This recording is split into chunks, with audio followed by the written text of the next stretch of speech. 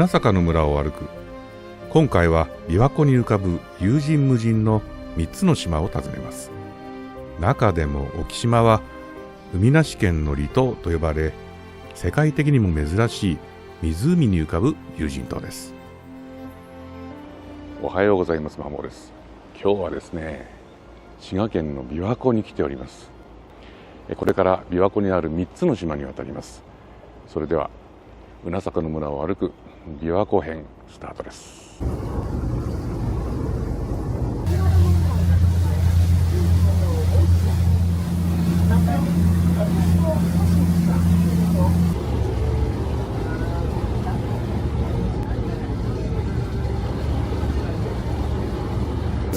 宿部島に着きました。いや、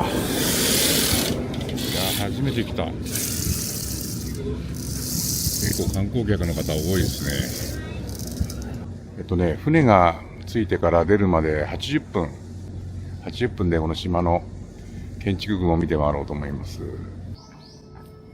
結構ご年配の方が、私も含めましてね、たくさんいらしておりますけれども、きついですね、この階段はね。島全体が花崗岩でできているということですから、本当に岩の上に建物が建っているということですね。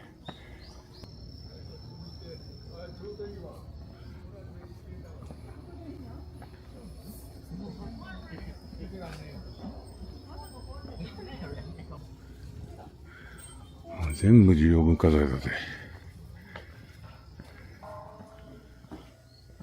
高原寺弁財天堂。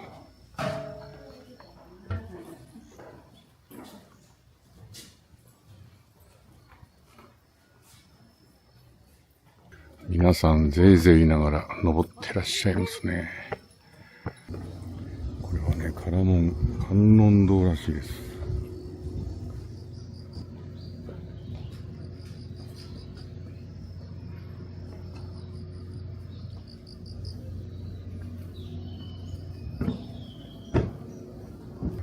ライトアップしてるから綺麗だね。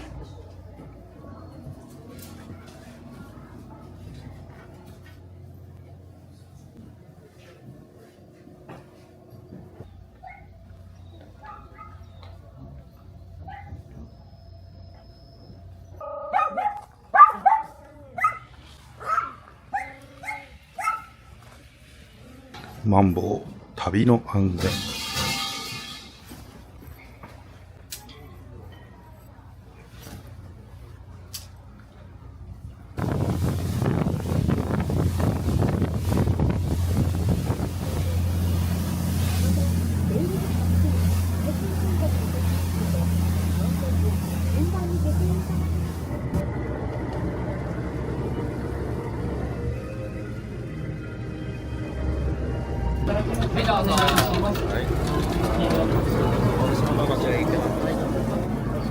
すごいとこだな、こ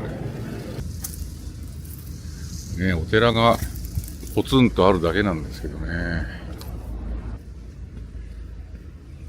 竹生島は結構観光客の方がたくさん乗ってたんですけど、この竹島には私と、もう一組ご夫婦です。たった二組だけでした。こちらにもね、桟橋があるんだよね。桟橋使用規則だって。お寺の指示に従うこと、指定の料金を払うこと、等々書いております。ここにあるお寺はね、霊夢山遣唐寺という日蓮宗のお寺ですかね。さっき見てもらったように島はもう岩ですけれどもね、こんな感じでございましてね。本堂の前で、その後ろに誓いの本柱っていうのがあって、釈迦堂で、細いこのところを渡っていくと日蓮聖人像っていうのがあるのかな。おー、高いなこれ、結構。あそこにね、明治天皇のご正門でしたっけ、あれが書かれているということですよ。何これ。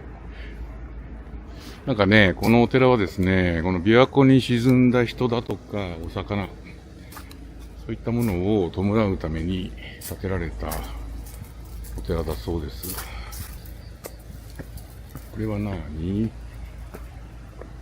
釈迦堂だ。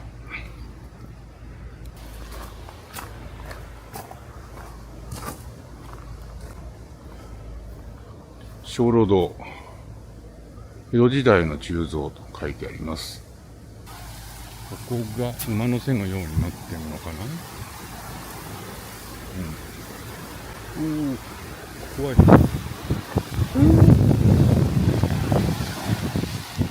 なんかこれもう湖と思えないな、この感じ。ここが終点か。これが日蓮聖人像かな。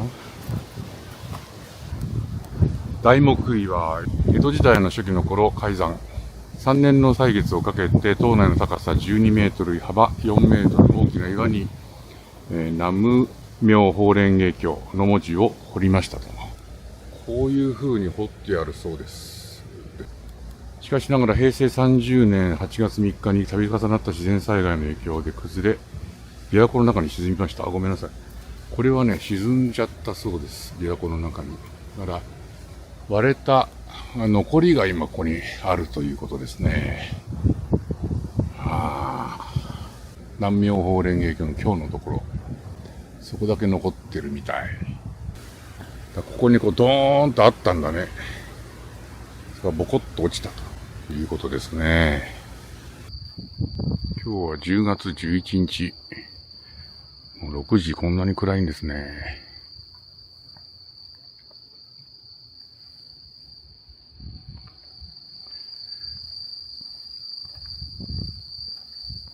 沖島汽船の待合所。6時半の船で渡ります。海なし県の離島。いっぱい漁船が停泊してます。船着き場のところにいっぱいね、車が止まってるんですけど、これは沖島の方々の車です。ここまで船で来てから車で出かけると。通勤なんかもされてるんだと思うんですよね。だから、このスペースは限られてるもんですからね。観光客の人は止めちゃいけませんってことで、観光客の駐車場は結構離れてたところにあります。歩いて5分ぐらいのところにあります。着きました。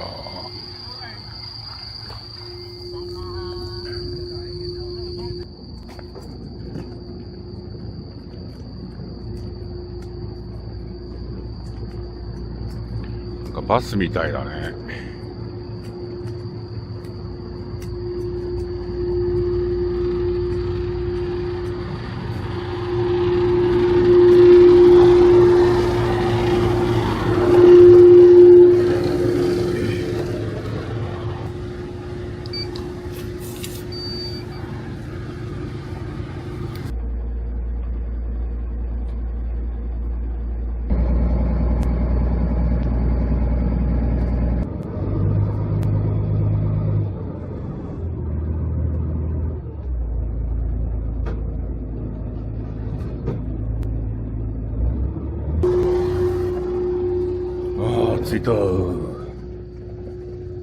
沖島だ。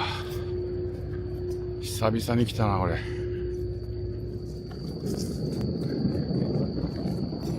いやー、すごい集落だね、大きな。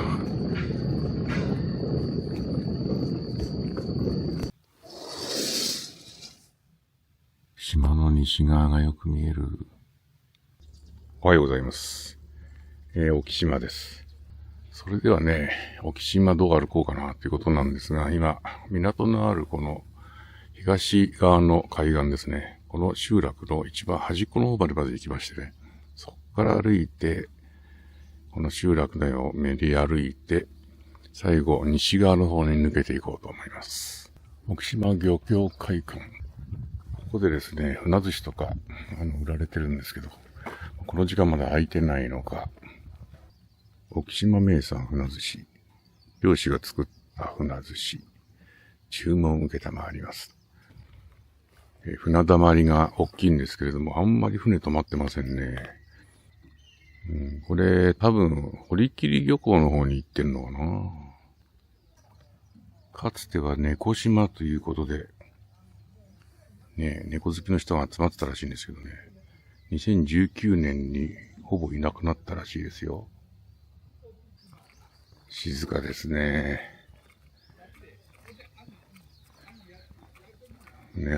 喋ってる人の声がよく聞こえる。集落内にはほとんど車ありませんので、移動はこの三輪車だそうです。めっちゃあるね、これ。面白いのが、サドルのとこが濡れちゃうんで、ここにね、このカンカンをかぶしてんですね。ちょうどはまる缶があるってことですな。沖島はですね、この琵琶湖という、でっかい生けす。これを使って、漁業が盛んな島なんですね。滋賀県のこの琵琶湖の沿岸でも、この沖島の、漁業者の方々が約半分を占めるというふうに言われております。で、人口が240人ぐらいというふうに聞いておりますけれども、そういう漁業の島ということで、今でも、栄えてるんですけれどもね。かつてはね、石を切り出す島だったらしいですよ。ですから、石垣ね、そういう製品として出した石、その刃物、端材をですね、多分積んでるんだと思うんですよね。大きさまちまちだし、色もまちまちだし、端材の荒々しさみたいなのがありますよね。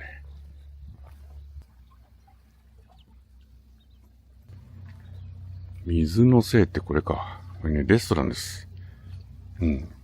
だけど、お食事要予約ってあるから、要予約しておけば、お食事がね、できる場所ですね。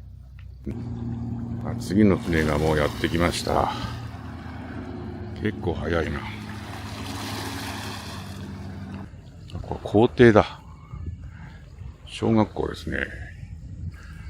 この小学校は、生徒さん多くて、聞いたところによると、島の外から、やってきて、ここに通っている生徒さんもいるらしいですよ。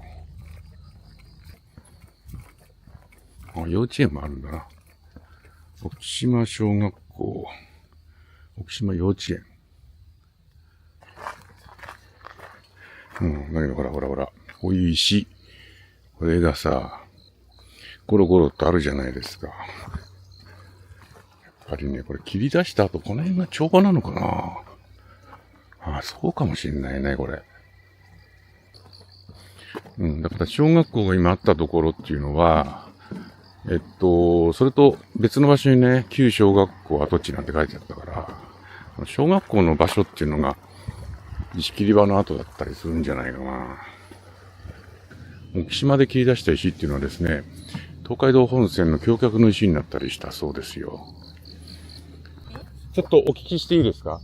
ここって昔石を切り出してたって聞いたんですけど、どの辺で切り出してたかわかります？やっぱこの辺ですよね。小学校の場所とか、多分そうですよね。家の上。やっぱりそうですね。この辺が石の切り場。集落の裏山も見えそうだよ、なんていうふうにおっしゃってましたけどね。島全体が石切り場ということですよね。ほらほら。石切り場らしいでしょ。積み出されなかった石がゴロゴロと残ってます。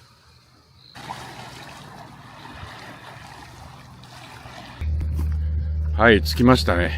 赤い鳥居が見えてきました。厳島神社。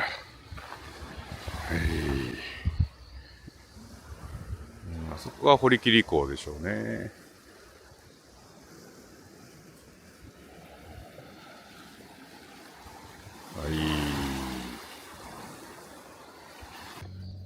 厳島神社。よいしょ。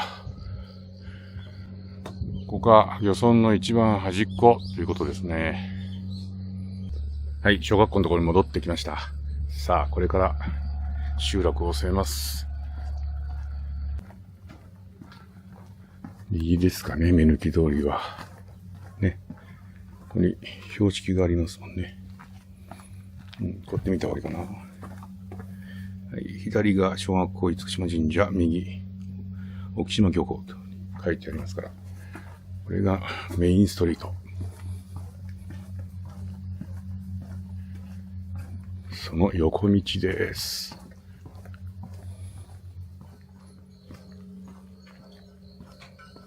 違う。ございます。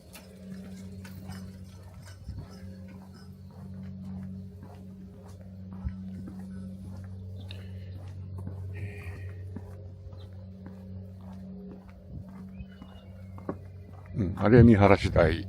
旧小学校。小学校があったとこですね。ほらほらほら。沖島展望台ってあって、ね。これやっぱ小学校の入り口ですよ。着きました。集落が一望できるかと思ったけど、ここは見えませんね。しかしこんな狭いところに小学校があったんだね。写真がありました。旧沖島小学校。ピーク時には129人の児童が学んでいたということで、沖島では江戸時代から昭和にかけて石材業が盛んで、石英門岩という良質な石材が採掘されてましたとありますね。この展望台の糊面に使用されている石は沖島産のもので、旧沖島小学校で使われていたものを再利用していますと。積み直したんですね。こうしてみますと、家並みとしては、切妻の妻入り。ここは山側、海側両方に母屋が並んでいますけれども、ただこの辺に来たらまた変わってきました。山側が切妻平入りになりました。そして海側が切妻妻入り。この路地ね、家と家の間、ちょっと入ってみましょうか。土壁ですね。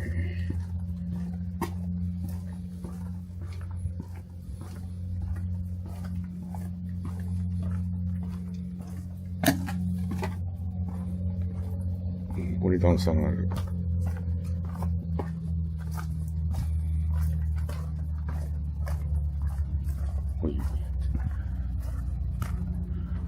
海ということで、海の方から行くと畑がちょろっとあって、この辺り付属屋ですよね。付属屋があって、だから船は海に各家の前にもうつけてるということでしょうね。石段があるから、かつての海岸線の段差。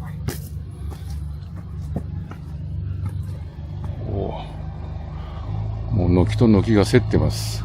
左側の家の軒戸を右側の家が使われているということですね。三輪車。こうね、港町、漁村ならではの、外に向けて蛇口があったり、それから下流しがあったりします。ここなんかそうだね。完全に、通路に面して、道路に面してありますね。流しがね。時計があります。ちょっとお店っぽい入り口。どうでしょう。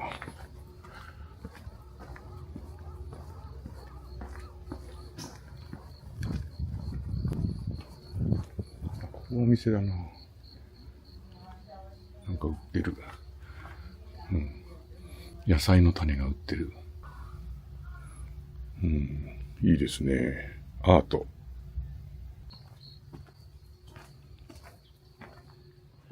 すぐ後ろは山と。この辺は街並みとしていいですね。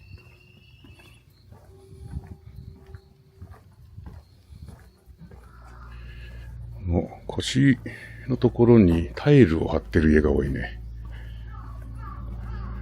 大分県の保戸島で、解説しましたけどね、そういう感じ。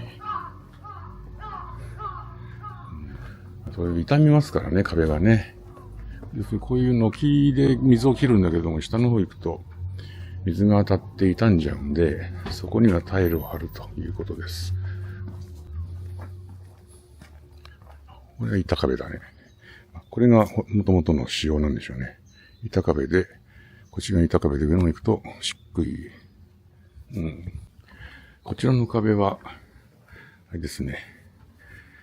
モルタル洗い出しみたいな感じで。ですね。あ、いいね、こういう窓。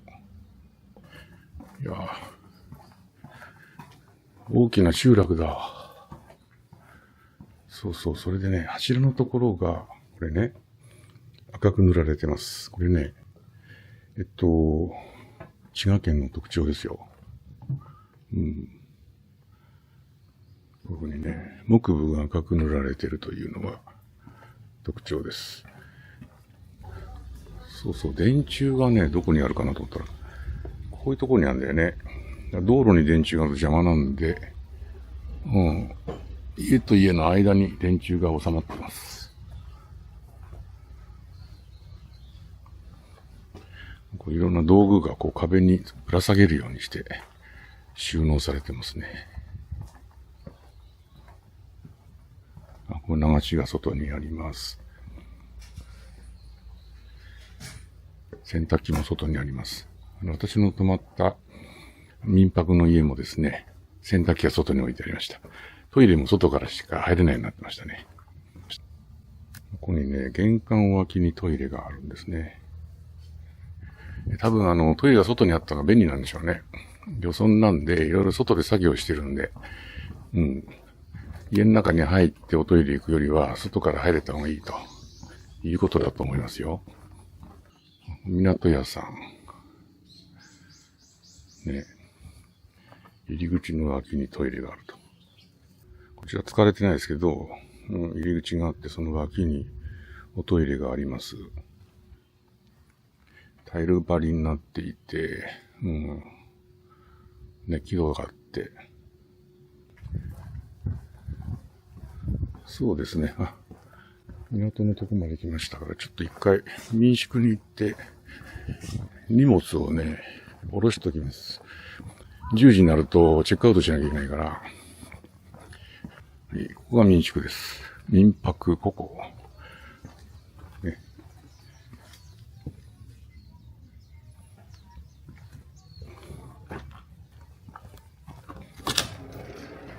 よいしょ。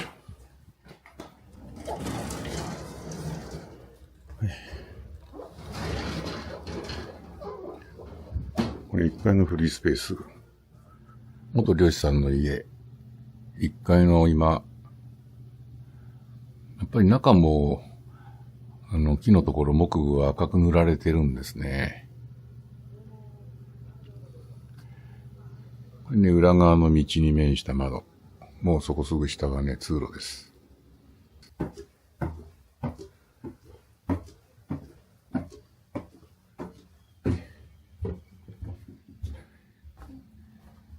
はい、これ私が泊まっていた部屋。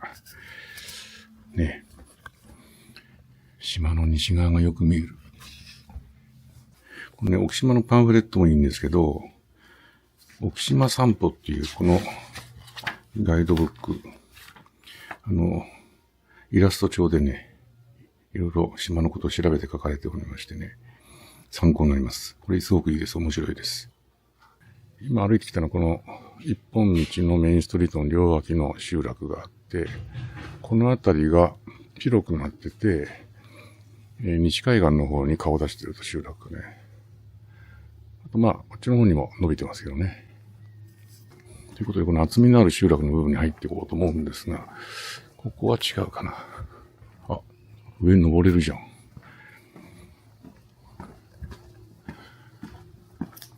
何かあるぞ。こういうとこあったら必ず行きましょうね。大変だけど。家並み。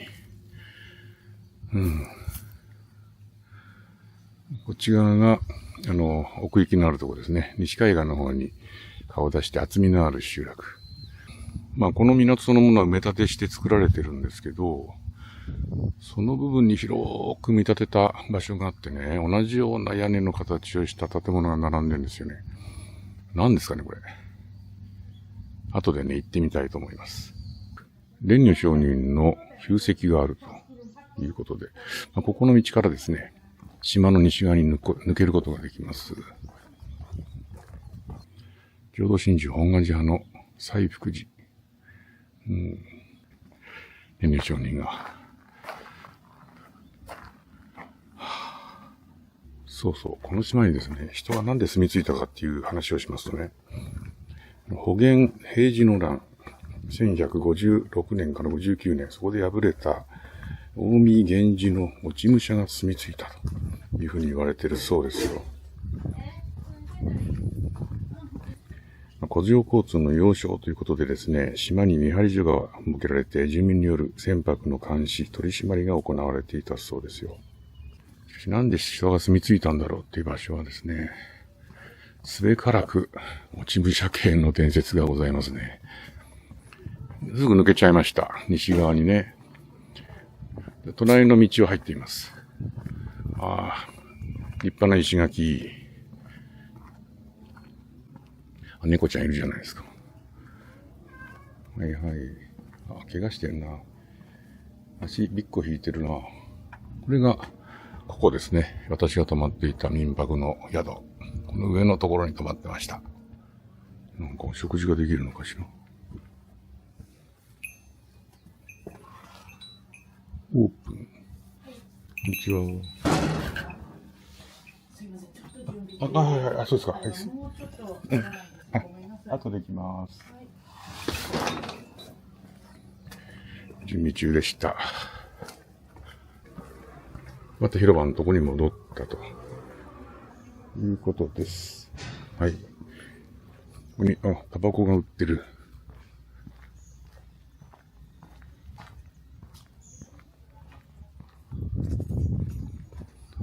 縦道がいっぱいあるね。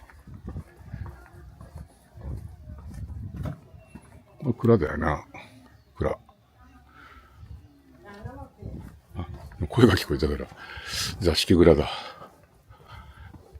ね、居室として使ってます。ここはこの鋲が打たれた板壁ですね。グレードが高いですね。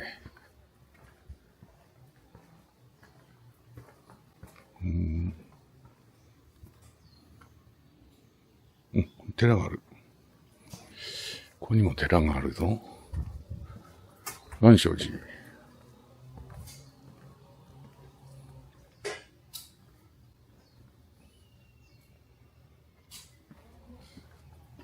お寺が2つあるっていうことかな。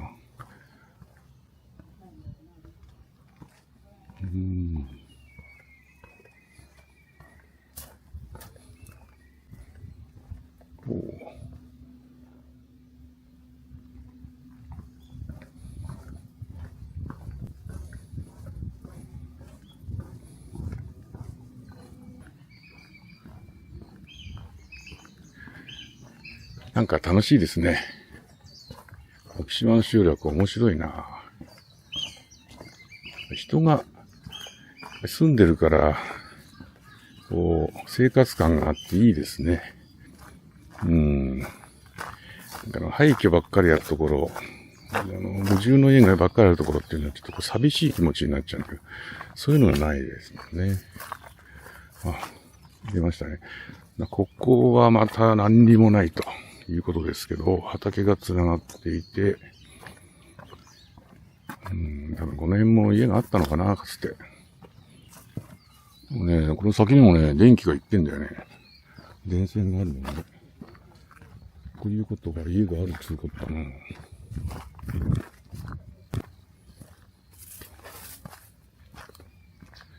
え、石垣集めて宅地になっている。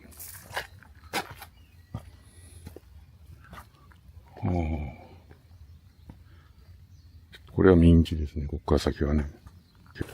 砂利浜。この状態がオリジナルなんだと思うんですよね。で、浜からすぐ上がると石垣がちょろっと積んであって、宅地があるということですね。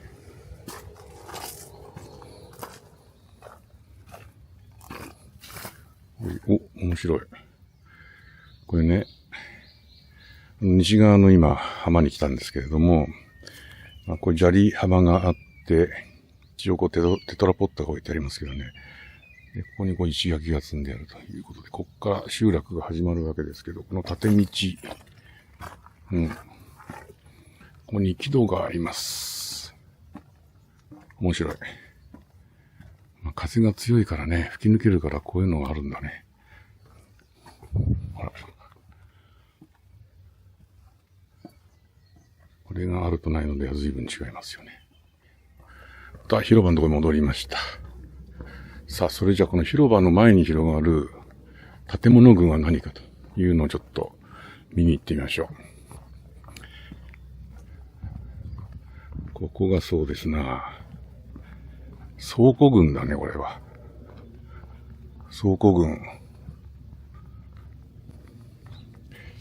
これは一軒一軒が借りてる、割り当てられてる倉庫ですね。漁具なんかが置いてある倉庫。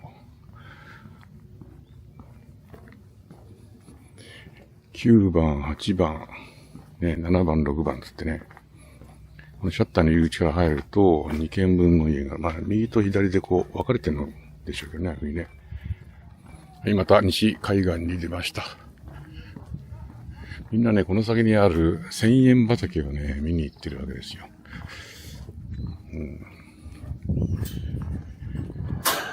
さあ、この桟橋、絶景ポイントです。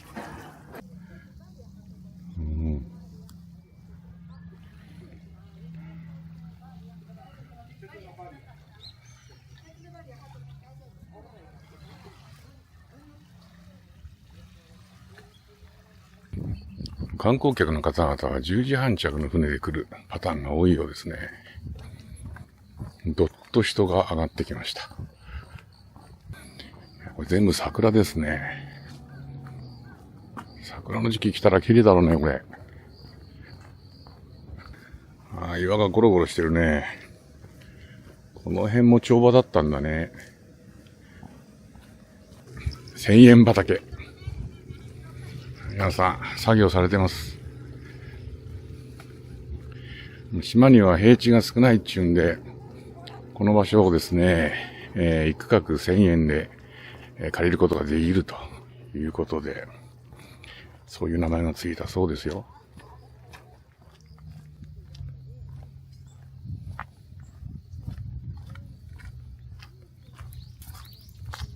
ここが旧石切り場跡だ。こんにちは。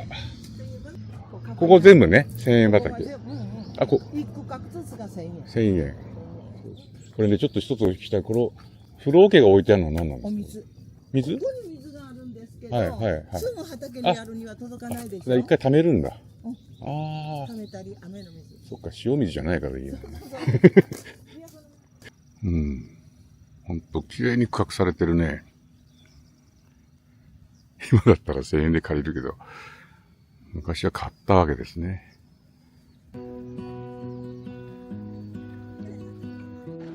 今回はですね、琵琶湖の3つの島を歩きましたが、いかがだったでしょうか。特にね、この最後に歩きました沖島、ここはですね、世界的にも珍しい、日本で唯一の淡水湖に浮かぶ島なんですけれども、近江八幡の堀切港から10分、船の便数も結構ありましてね、便利です。次回はですね、ぜひ2、3泊してゆっくりこの島を堪能したいと思います。それではまたどっかのうなさかの村でお会いしましょう。さようなら。set my world on fire. You're my heart's desire. I just wanna love you, just wanna hold you, just wanna be with you till we grow old. Please tell me you'll stay or take me away. I want you for myself every single day. You set my world on fire. You set my world on fire. I don't know what I'd do without you. You make me smile, what is it that you do? My life was great till you added colors. Like the moon is the snow, we don't care about the others. You set my world on fire. You're my heart's desire. I just wanna love you, just wanna hold you, just wanna be with you till we grow old. Please tell me you'll stay or take me away. I want you for myself every single day. You set my world on fire. You set my world on fire. I just want you, I just need you. I don't know what it is you do. I just want you, I just need you. I don't know what it is you do. I just wanna love you, just wanna hold